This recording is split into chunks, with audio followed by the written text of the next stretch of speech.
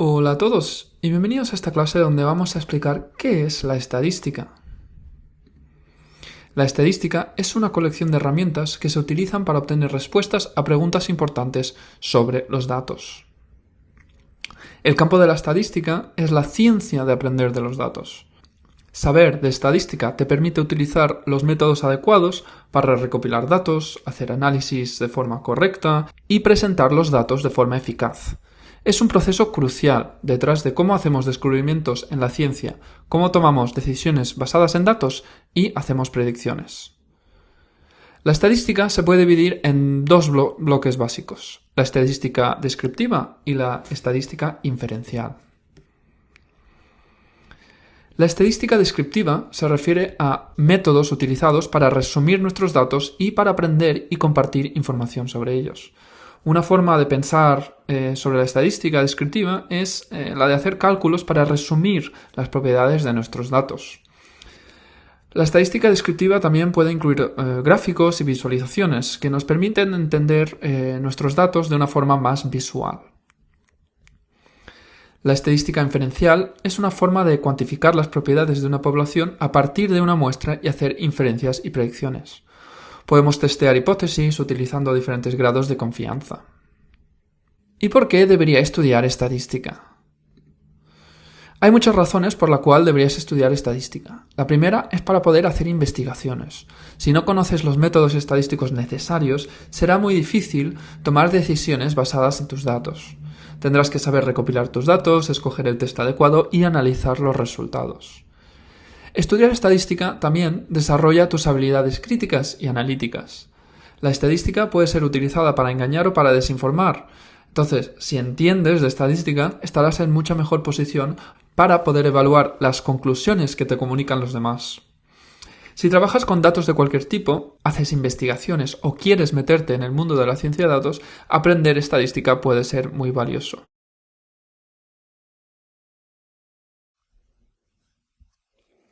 Hola y bienvenidos a esta clase donde hablaremos sobre la población y la muestra.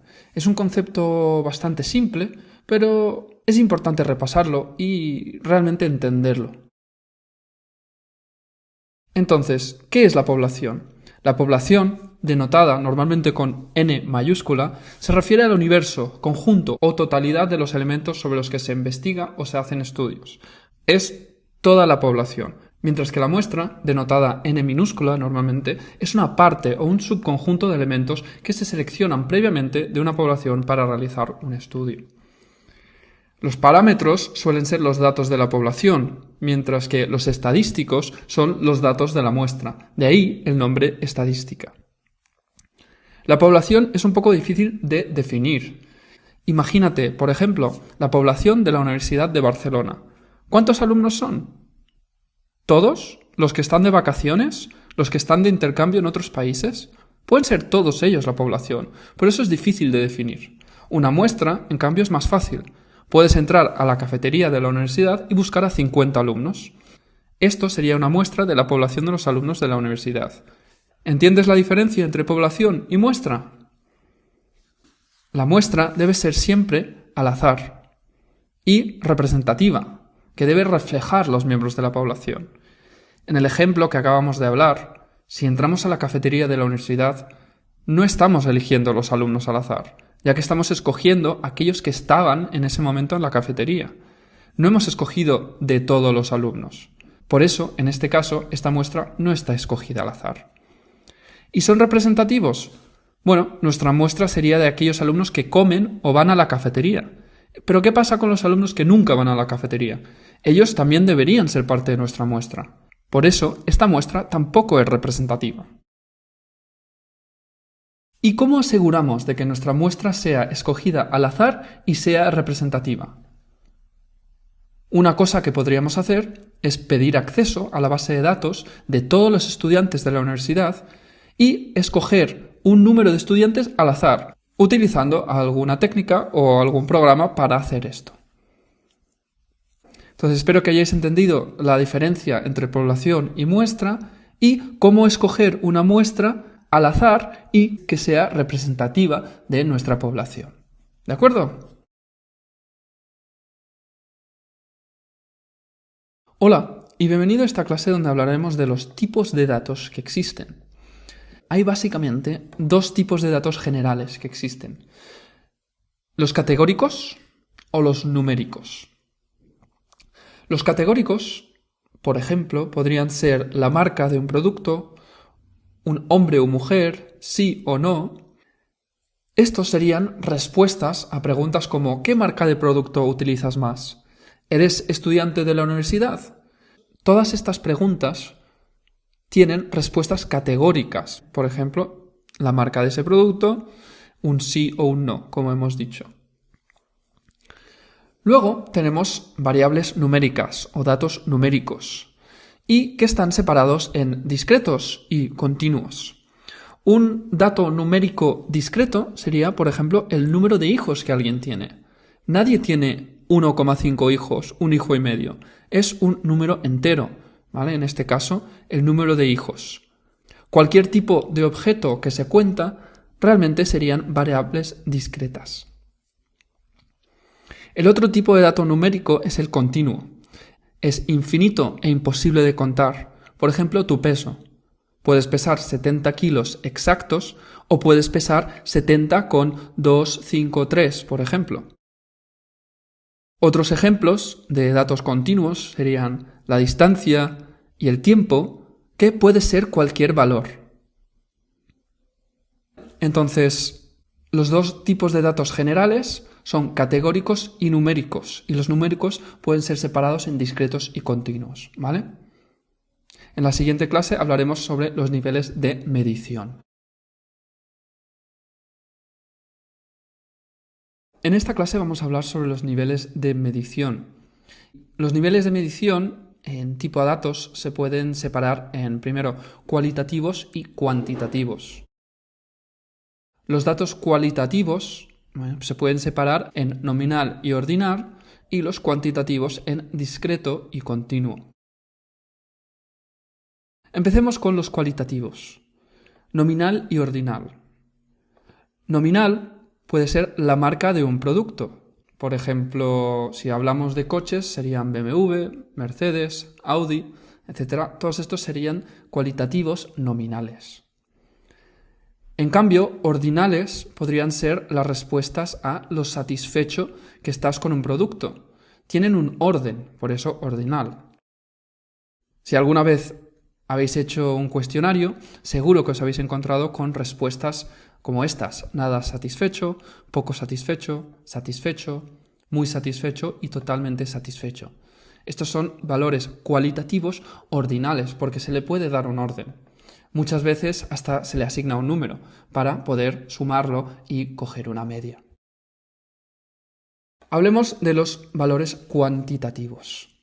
Hay dos principales: el ratio, que a veces se llama razón, que tiene un valor cero real, y el intervalo, que no tiene un valor cero. Vamos a mencionar un ejemplo. Si yo tengo 3 manzanas y tú tienes 6, tú tienes 3 manzanas más que yo, ¿vale? Esto sería un ratio. Y su valor cero indica la ausencia del atributo. Por ejemplo, si yo tengo 0 manzanas, es que hay 0 manzanas. Pero esto no es el caso con el intervalo. En el intervalo, por ejemplo, de la temperatura, si hoy hace 40 grados centígrados y hace 6 meses hacía 20 grados, podría parecer que hoy hace 2 veces más calor que hace 6 meses. Pero eso no es el caso, porque si lo medimos en Fahrenheit, el sistema americano no sería correcto. 40 grados centígrados son 104 Fahrenheit y 20 grados centígrados son 68 grados Fahrenheit. Entonces, no es correcto decir que hoy hace 2 veces más calor que hace 6 meses, ¿de acuerdo? El problema viene que 0 grados centígrados o 0 grados Fahrenheit no son valores cero reales, sino una representación de la temperatura. Por contraste, 0 grados Kelvin, que sí tiene un valor cero real, ya que lo más frío que algo puede ser es 0 grados Kelvin, donde los átomos dejan de moverse. 0 grados Kelvin es igual a menos 273,15 grados centígrados. ¿Vale? Entonces, espero que hayáis entendido la diferencia entre cuantitativo de ratio con un valor cero real, que puede ser, por ejemplo, cuando estás contando objetos, ¿vale? Y un valor 0 indica la ausencia de ese atributo, ¿vale? 0 manzanas es que hay 0, mientras que el intervalo, pues no tiene un valor 0 real. 0 grados centígrados no es que no haya temperatura, simplemente es en una escala, ¿vale? Para repasar, tenemos los datos cualitativos nominal, ordinal y los datos cuantitativos discreto y continuo, ¿vale? ¿Has oído hablar de la frase una imagen vale más que 1000 palabras? Pues un gráfico vale más que 1000 números. Ahora que hemos visto los tipos de datos y niveles de medición que existen, podemos explorar los diferentes tipos de gráficos y tablas que nos permitirán resumir nuestros datos en visualizaciones. Empezaremos con la representación de datos categóricos. ¿Qué tipos de gráficos y tablas podemos utilizar? Existen 4 tipos de representaciones que son las más utilizadas. Tenemos primero las tablas de frecuencia, donde podemos contar el número de cada categoría y también calcular la frecuencia relativa. No te preocupes que ahora haremos un ejemplo. El segundo tipo es el gráfico de barras, donde podemos ver visualmente el número de ocurrencias de cada categoría. Luego está el gráfico de tarta, donde podemos ver la proporción de cada categoría. Este tipo de gráfico es utilizado mucho en cuotas de mercado, por ejemplo, pero hay que tener mucho cuidado porque no nos da valores absolutos, sino una proporción. El último es un diagrama de Pareto, que nos permite ver los valores con barras, pero también tiene la frecuencia acumulada visualizada en una línea. Este gráfico une las ventajas del gráfico de barras y el gráfico de tarta en uno. Ahora haremos un ejemplo para que lo veáis. Vale, pues aquí tenéis una tabla de frecuencia con 3 productos, producto A, producto B y producto C. Tenemos 250 del producto A, 150 del producto B y 100 del producto C, que suma 500. Y esto podemos imaginarnos que son ventas de un producto.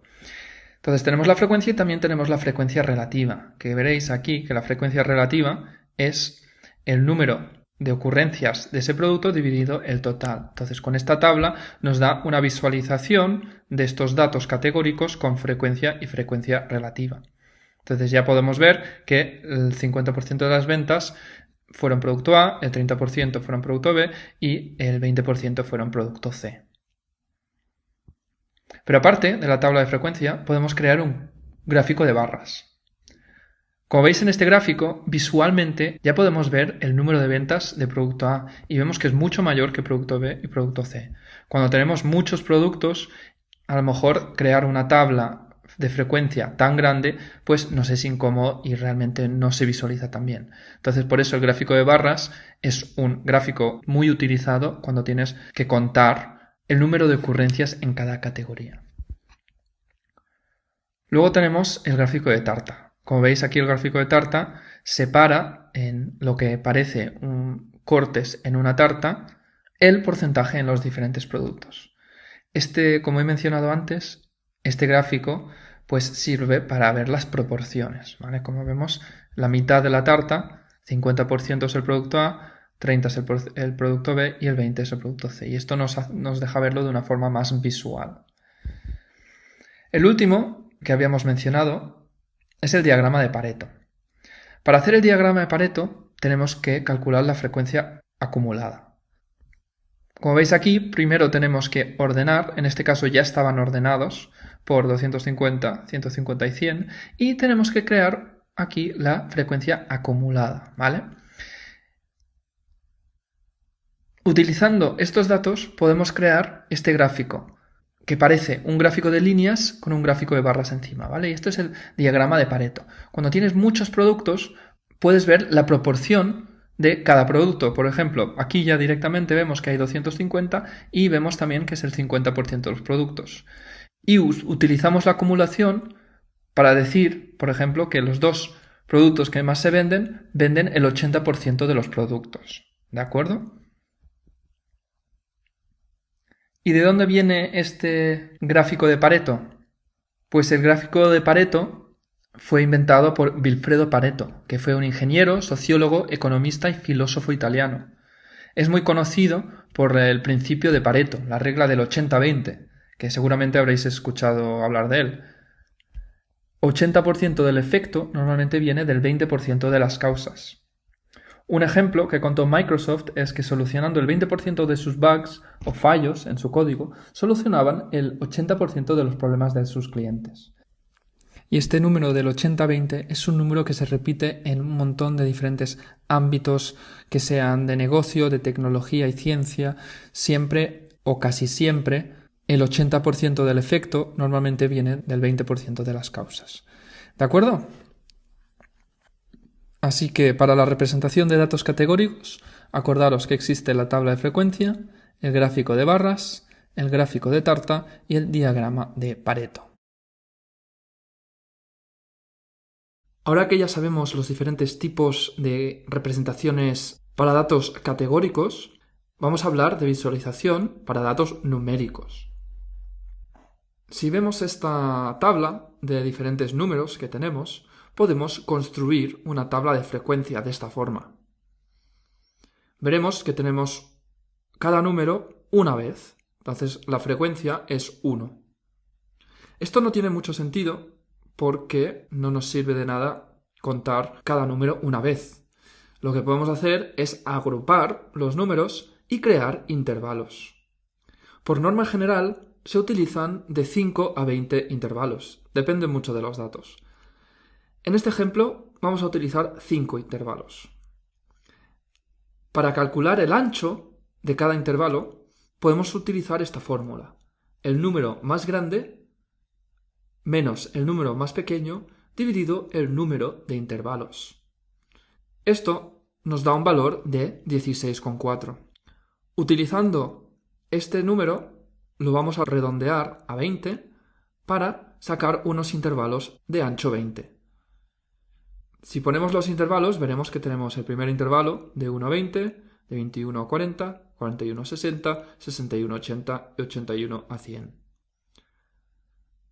Luego podemos contar y vemos que tenemos 2 ocurrencias de 1 a 20, 4 de 21 a 40, 6 de 41 a 60, 5 de 61 a 80 y 3 de 81 a 100. Otra cosa que podemos añadir es la frecuencia relativa, que lo hemos visto antes. Es la suma de todas las frecuencias dividido la frecuencia de ese intervalo. Y vemos que tenemos 10%, 20%, 30%, 25% y 15%. Y todo nos debería sumar a 100. ¿Vale? En la siguiente clase veremos cómo podemos crear histogramas para visualizar esta tabla. El gráfico más común es el histograma. Parece un gráfico de barras, pero es para datos numéricos. Como veis, aquí tenemos datos numéricos en la X y la Y. En los histogramas, las barras normalmente tocan. Si os acordáis del gráfico de barras para datos categóricos, hay espacios entre las barras. Pero para los histogramas, para mostrar continuación, para datos numéricos, se juntan, ¿vale? No tiene que haber espacio entre las barras. También podemos crear un histograma para mostrar la frecuencia relativa. Pero como veis, la forma es la misma, pero nos da información diferente. En vez de tener un valor absoluto de frecuencia, tenemos un porcentaje. Los intervalos generalmente deben ser del mismo tamaño, como mostramos aquí, pero hay casos específicos donde pueden cambiar. Por ejemplo, en un estudio de mercado podemos agrupar las edades de las personas en intervalos de diferentes tamaños, si conocemos bien sus características.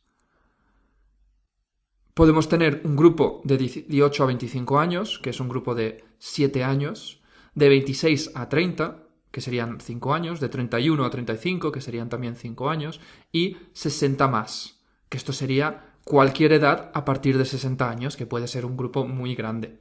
Pero esto lo podemos hacer si conocemos las características de los diferentes grupos y sabemos que ese grupo de personas se comportan de una forma bastante parecida.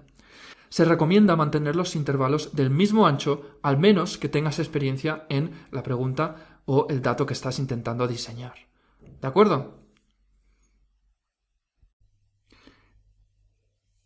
En esta clase vamos a hablar de dos gráficos adicionales, que son la tabla cruzada y el gráfico de puntos. Como veis aquí, podemos tener una tabla donde vemos los datos de 3 inversores y 3 tipos de inversión. Se puede separar por cada dato categórico, por ejemplo, inversor A y sus acciones, inversor A y sus bonos, inversor A y su inmobiliaria. Y al final, aquí abajo tenemos el total. Entonces podemos tener el total por inversor y el total por tipo de inversión. Utilizando esta tabla cruzada podemos crear tipos de gráficos de barras. Por ejemplo, en este vemos agrupado por cada inversor el tipo de inversión que tiene. Mientras que en este de aquí cambiamos el eje y agrupamos por el tipo de inversión y lo separamos por cada inversor. Son dos formas de ver los mismos datos, pero dependiendo de qué es lo que nos interesa ver, si es la distribución por inversor o por producto, por tipo de inversión, ¿vale? Y esto lo podemos hacer de ambas formas. El otro tipo de gráfico que vamos a hablar es el gráfico de puntos. Si nos fijamos en estos datos, que son las notas de matemáticas e informática de unos 100 estudiantes, podemos crear este gráfico de aquí, ¿vale? Y como vemos, podemos ver la relación entre las notas de matemáticas e informática. Generalmente están relacionadas. Como vemos, hay un grupo de alumnos que suele sacar bastante mala nota en informática y en matemáticas. Mientras que hay otro grupo de alumnos que más o menos saca una nota media en ambas. Hay un tercer grupo que podríamos ver aquí, a lo mejor, que saca muy buenas notas en ambas asignaturas.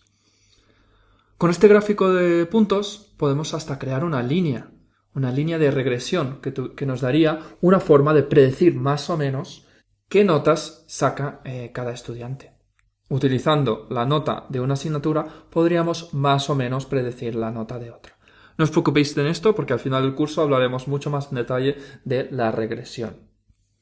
¿Vale? Así que espero que hayáis entendido cómo usamos la tabla cruzada, ¿vale?, para datos categóricos y cómo utilizamos el gráfico de puntos para datos numéricos. Son formas de resumir los datos que se utilizan mucho también. Hola, en esta clase vamos a hablar sobre las medidas de tendencia central. No te asustes porque, aunque este término parece un poco complicado, en realidad vamos a hablar simplemente de la media, la mediana y la moda. Seguro que lo conocéis, pero lo vamos a repasar rápidamente. La media es la suma de todos los elementos dividido el número de elementos. Tenemos dos representaciones, para la población con la letra griega mi y para la muestra se utiliza la barra X. Aquí tenéis las diferentes fórmulas para cada uno, que son básicamente lo mismo, son la suma de los elementos dividido el número de elementos. La media es la medida de tendencia central más utilizada, pero tiene un problema. Es fácilmente afectada por valores atípicos. Ahora vamos a ir a un ejemplo para que lo veáis. Si nos fijamos en estos datos, tenemos dos muestras de el precio de una pizza en diferentes ciudades. El precio de las pizzas en Barcelona y el precio de las pizzas en Madrid. Aquí podemos calcular la media de cada uno utilizando el promedio y podemos ver que en Barcelona la media son 10,60, pero en Madrid son 6,60. Esto es muy raro, en Barcelona es casi el doble el precio de la pizza. Bueno, si nos fijamos en la muestra, tenemos un dato mucho más caro para en Barcelona que en otro. Puede ser un restaurante a lo mejor de 5 estrellas, no, un restaurante mucho más caro que el resto, que vende una pizza por 49 euros. Esto afecta a la media de Barcelona. Por eso, utilizar simplemente la media no es muy buena idea. ¿Qué otra medida podemos utilizar? La mediana. La mediana lo que hace es que te encuentra el punto medio entre los diferentes datos. En este caso, en Barcelona, tenemos, como veréis, 10 datos, entonces la mediana debe estar entre la posición 5 y 6, que debe estar entre 6,50 y 7. Y como vemos, si lo calculamos, vemos que nos sale como 6,75. Y es el mismo caso para Madrid. La mediana está en la posición entre la posición 5 y 6, y vemos que sería 6,75. La última medida de tendencia central es el modo. Y el modo es simplemente el dato que se repite más veces. En Barcelona, por ejemplo, se repite 5,50 dos veces y el resto solo una vez. Entonces el modo sería 5,50. Mientras que en Madrid no hay ningún dato que se repita más de una vez, entonces no tenemos modo. Podríamos decir que tenemos 10 modos diferentes, pero esto no tiene sentido. Y con nuestra muestra siendo tan pequeña, pues no nos sirve. Cualquier estadístico con mucha experiencia sabe que necesitamos una muestra mucho más grande para poder confiar más en estos resultados. Entonces, si me preguntas, ¿cuál de estas medidas es la mejor? Pues ninguna. No hay ninguna de estas medidas que usada sola sea la mejor. Lo que es mucho mejor es utilizarlas en conjunto y utilizarlas en conjunto sobre unas muestras mucho más grandes para que nuestros resultados sean más fiables. Y hablaremos más de ello más adelante. ¿De acuerdo? Hola a todos. En esta clase vamos a hablar sobre las medidas de asimetría. ¿Y a qué me refiero cuando hablo sobre asimetría?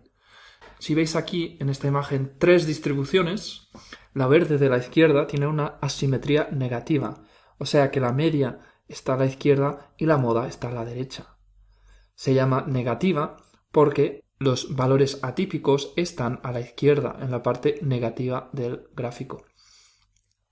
Si nos fijamos en la del medio, la roja, vemos que esta distribución tiene simetría, ¿vale? La media y la moda son exactamente iguales y es una distribución simétrica. La azul, la de la derecha, es una simetría positiva, porque los valores atípicos están en la parte derecha, ¿de acuerdo? Ahora haremos un ejemplo para que lo veáis. Si nos fijamos en estos datos, tenemos primero de todo 3 distribuciones con tablas de frecuencia, ¿vale? Y como veis aquí hemos calculado la media, la mediana y la moda. En el primer caso, si dibujamos el gráfico, vemos que tenemos una simetría positiva. La media es mayor que la mediana y la moda. Lo llamamos positiva porque los valores atípicos suelen estar en la derecha, en la parte positiva del gráfico. Luego tenemos la distribución simétrica, que tiene simetría, y vemos que la moda, la mediana y la media tienen el mismo valor. Y esto sería un gráfico de distribución normal clásico con simetría. Y el tercer caso, tenemos una simetría negativa. Tenemos nuestros valores atípicos que están a la izquierda y nuestra moda se acumula a la derecha del gráfico. La mediana y la moda suelen ser más altos que la media, ¿de acuerdo? Y con estos 3 tipos de asimetría, positiva, simetría y asimetría negativa, podemos entender lo que es la asimetría en los gráficos y cómo nos ayuda a conocer mejor nuestros datos. Y las medidas de asimetría son muy importantes para entender la tendencia central y la probabilidad. Así que simplemente quedaros con esto: asimetría positiva, simetría y asimetría negativa, que luego servirán. ¿Vale? Hola, y en esta clase vamos a hablar sobre algunas medidas de variabilidad. Hay varias, pero estas son las más utilizadas. Hablaremos sobre la varianza, la desviación estándar, el coeficiente de variación y la covarianza. Empecemos por la varianza. La varianza es una medida de dispersión que representa la variabilidad de una serie de datos respecto a su media. En este gráfico podemos ver cómo intentamos medir la dispersión de una serie de datos respecto a su media. Para la varianza es importante diferenciar entre la varianza de la población y de la muestra. Tenemos 2 fórmulas diferentes que se parecen mucho. Son casi idénticas, pero en nuestra fórmula para la muestra estamos dividiendo n-1. Básicamente lo que estamos haciendo aquí, para cada valor, es calcular la diferencia de la media, luego al cuadrado, y después lo sumamos todo y lo dividimos por n. o n-1 en el caso de la muestra. ¿Y por qué se hace al cuadrado?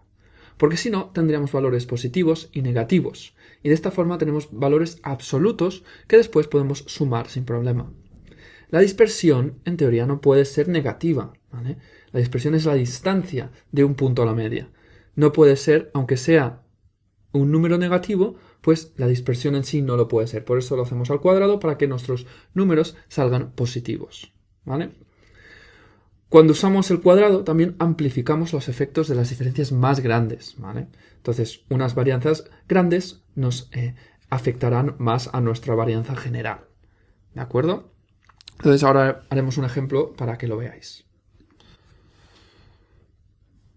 Vale, si nos fijamos en esta población, donde tenemos 5 datos, del 1 al 5, podemos calcular la media, que son 3, ¿vale? Muy sencillo. Para calcular la varianza de la población, usamos en Excel, por ejemplo, var p, que es la fórmula anterior, que es dividido n, ¿vale? Entonces nos sale una variación de 2.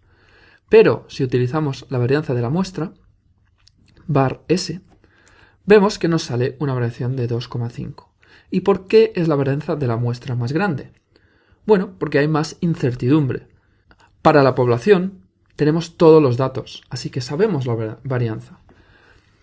Para la muestra es simplemente una parte de la población. Entonces no tenemos nuestros datos, no tenemos todos los datos y por eso la varianza de la muestra será siempre mayor al de la población. Imaginaros otra población imaginaria, ¿vale? Con varios datos de 1 a 5, pero mayor concentración de datos en los extremos. Vemos que hay más 1s y más 5s. Si calculamos la media, tenemos un 3,2, pero si calculamos la varianza de la población, tenemos casi 3 de varianza, ¿vale? En este ejemplo, pues vemos que tenemos una varianza mayor que la anterior porque vemos que nuestros datos están dispersados de la media mucho más. Por eso acabamos con una varianza mucho mayor. Espero que hayáis entendido lo que es la varianza y por qué utilizamos esta distinción de la varianza de la población o de la muestra. ¿Quieres seguir aprendiendo? Inscríbete a nuestro curso completo en www.datademia.es. Pondremos un enlace en la descripción del vídeo. También te puedes convertir en un analista de datos con nuestro Data Analyst Bootcamp. Todo estará en la descripción y en nuestra web www.datademia.es.